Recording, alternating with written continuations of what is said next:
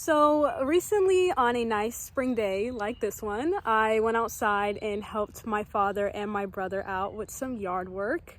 We planted a beautiful rose plant and then placed a lot of fabric covering and mulch, which many of you know is to keep weeds from growing. Eventually, my father asked me if I wanted to switch up from doing the mulch to pulling out the weeds, and I said, sure. As soon as I kneeled down to pull out the weeds, I said to my father that the weeds were kind of pretty, uh, which made me feel kind of hesitant to pull them out at first. However, despite their pretty appearance, I proceeded to pull out the weeds anyway because they're, well, weeds at the end of the day.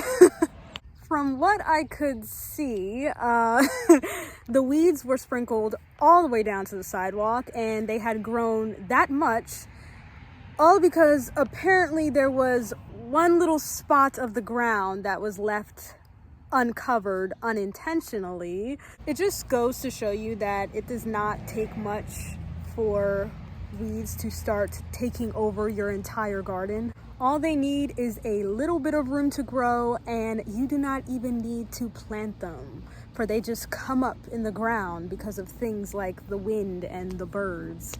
Overall, you can tell that from seeing such a sight, I started to really ponder on the tendencies of weeds. It seriously reminded me of the scripture verse Galatians 5:9 NIV in the Bible, which says, "A little leaven leaveneth the whole lump." And so with that in mind, had I not pulled out the weeds at the time that I did when they were still relatively small in size, the weeds could have spread even more and could have harmed all of the flowers in our garden, including the beautiful rose that my father had just planted.